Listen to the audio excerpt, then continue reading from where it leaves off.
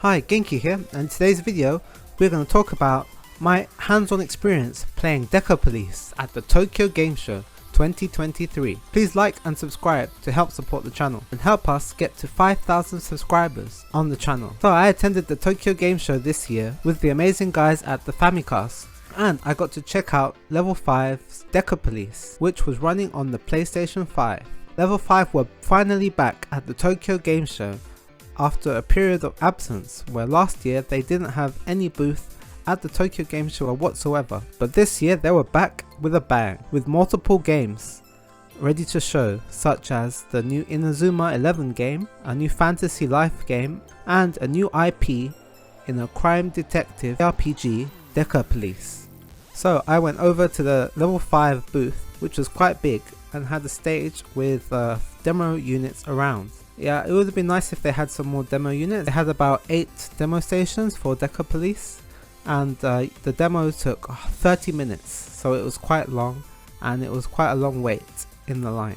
But I managed to get in the line and go hands-on with Decapolice. So Decapolice is a new crime suspense RPG from Level 5, the developers of the Professor Layton series that is coming to Nintendo Switch, PlayStation 4 and PlayStation 5. Supposedly in 2023.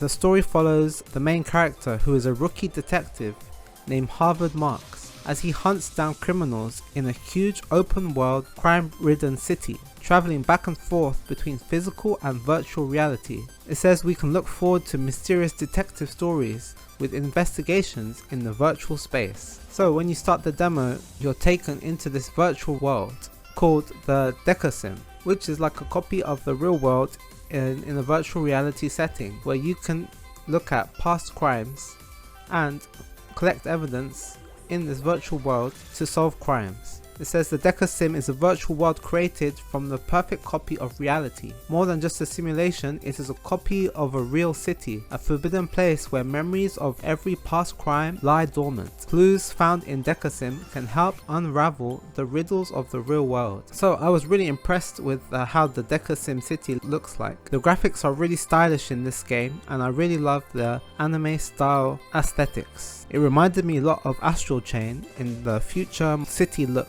and in the way that you scan the environment, which is also a story where you are a police officer. So there are some parallels in terms of the way you run around the open world and inspect the environment. But when it comes to gameplay, they are very different games. Decapolice is more of a turn-based RPG with an ATB gauge, while Astral Chain is more of an action focused game. So in Decapolice you start off by entering into the Decasim, which is this cool modern city at night time with lots of neon lights and cars driving around. You get to run down the streets in this quite open world section and walk down the sidewalk to get to the crime scene, which in this demo was a jewelry store. The game ran really impressively on the PlayStation 5, and I was really impressed with the graphics and presentation of the game. It looks super cool. Once you arrive at the crime scene, which is the jewelry store in the demo, you're tasked with casing out the space. You get this scanner, which you press R1 and it scans the area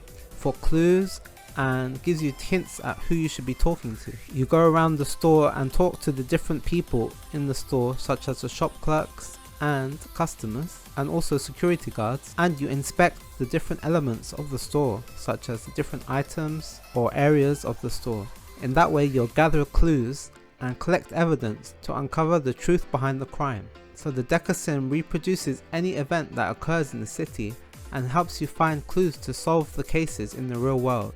So in the demo you go into the crime scene and you investigate the area.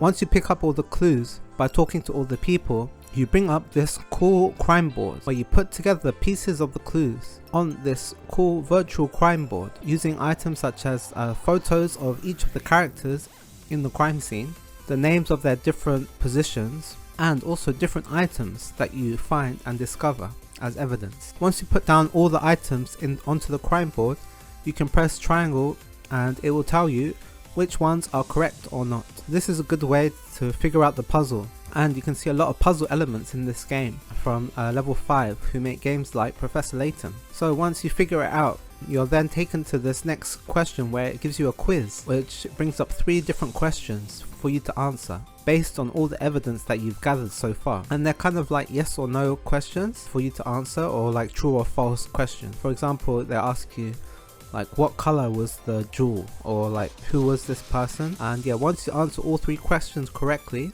then you can select the suspect, which they are all lined up in a row, and then you can choose which one you think is the culprit. Once you get the question right, it's taken to a battle. In this scenario, there was a teddy bear suit guy that came in and who formed the robbery, and he was working in cohorts with someone else from within the store, and this is the person that you have to try and select as the assailant to the crime. After that, you enter into these battles, which are really cool. I was quite surprised. I was expecting a more turn-based type battle system, but it's actually ATB based, where you have these 6 or 7 different ATB bars at the bottom that fill up over time, and you can also run around the battle area during the battles. Running around, you can collect the item drops, which are these cool like gem-like drops that come from the enemy after attacking them, and you can also dodge certain attacks by running around the battlefield. And once you fill up your ATB gauge, you can perform different abilities and attacks and scroll through the different abilities using the R1 button. It's quite a cool system, and yeah, the animations are super impressive and super stylish and very anime like with the dynamic camera angles. Yeah, this game had a really awesome presentation and it ran really well on the PlayStation 5. Once you deplete the enemy's HP in battle, you're then prompted to arrest the suspect by handcuffing them. You do this by going to them and holding down triangle. That will start a cool arrest animation in which you can arrest the culprit. In all, the gameplay was really cool and it was a really interesting game, and yeah, it was a big surprise how well it was presented and how polished the game looks, from the environments to the characters. Yeah, there's a lot of dialogue and a lot of puzzle solving, and the turn-based battles are a bit slower than, you know, action-based battles, but the game was really cool and impressive, and it looks like it has a lot of potential. It's supposed to be releasing this year in 2023, but with only 2 months left in the year, I'm not sure if that would be possible. But hopefully it looked quite polished already, and hopefully it will come quite soon. I was quite impressed with this game, which mixes the puzzles of like a Professor Layton kind of game and a lot of detective work and quizzes with a cool turn-based ATB combat system.